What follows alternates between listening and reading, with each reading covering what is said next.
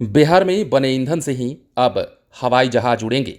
सुनकर कितना अच्छा लगा, लेकिन यह सच है और ये होने जा रहा है।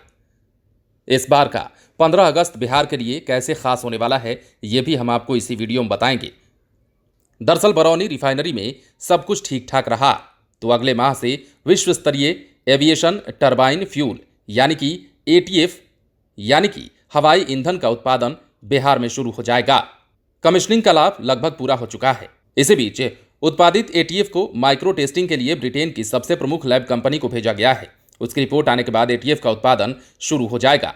इंजेक्ट इकाई एटीएफ का उत्पादन करेगी, जो सूबे के पटना, दरभंगा और गया एयरपोर्ट की ईंधन जरूरत को पूरा करेगी। इसके साथ ही पड़ोसी देश नेपाल में एटीएफ की मांग को पूरा करने में भी मदद मिलेगी। इस प्रोजेक्ट पर 5 सालों से काम चल रहा है और इसे लेकर पिछले दिनों इंडियन ऑयल कॉरपोरेशन के चेयरमैन एस.एम. वैद्य ने बरौनी रिफाइनरी के दौरे के दौरान समीक्षा की थी। इंडियन ऑयल के वरीय अधिकारियों के अनुसार एटीएफ के उत्पादन के लिए कंपनी के R&D डिवीजन द्वारा विकसित मेक इन इंडिया तकनीक का उपयोग करने वाली पहली इकाई है। मिली जानकारी के अनुसार पेट्रोलियम और विस्फोटक सुरक्षा संगठन यानी कि पैसों से अनापत्ति प्रमाण पत्र मिल चुका है। लगभग 250 KTPA क्षमता वाली इस यूनिट से टेस्टिंग रिपोर्ट आने के बाद उत्पादन की प्रक्रिया भी शुरू हो जाएगी। उद्घाटन कब होगा, इसे कहना फिलहाल मुश्किल है। इसे लेकर कोई भी अभी तक प्लान नहीं किया गया है। हालांकि उम्मीद है कि 15 अगस्त से उत्पादन शुरू हो सकता है। इसका निर्णय पेट्रोलियम मंत्रालय के स्तर पर लिया जाएगा।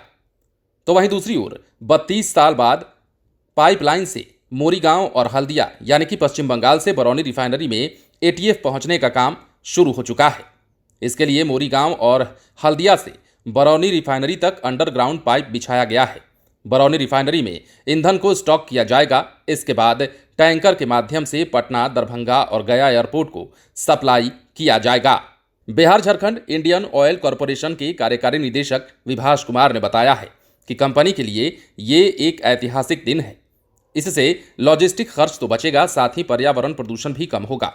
फिलहाल पटना, दरभंगा और गया एयरपोर्ट को हर दिन लगभग 100 KL एटीएफ की सप्लाई की जाती है, लेकिन अब बिहार में ही बने ईंधन से हवाई जहाज चलेंगे और बरौनी रिफाइनरी में अगर सब कुछ ठीक ठाक रहा तो अगले माह से विश्व स्तरीय एविएशन टरबाइन फ्यूल यानी कि जिस एटीएफ की हम बात कर रहे हैं, जिस हवाई ईंधन की हम बात कर रहे हैं, उसका उत्पादन शुरू हो जाएगा। बिहार वालों के लिए वाकई ये एक गर्व करने की बात है। बिहार में लगातार कई विकास के काम हो रहे हैं और उन्हें धरातल पर उतारने का काम भी तेजी से सरकार के द्वारा किया जा रहा है। अब ऐसे में एक और खुशखबरी बिहार के लोगों के लिए कि अब यहीं से बने ईंधन हवाई जहाज उड़ाने में सक्षम होंगे और यहीं के ईंधन से हवाई जहाज उड़ेंगे, जो चाहे कह लीजिए। बने रहें लाइव सिटीज के साथ। यदि आपने इस चैनल को सब्सक्राइब नहीं किया है तो सब्सक्राइब कर लीजिए, ताकि हम आपको खबरों से अपडेट रख सकें।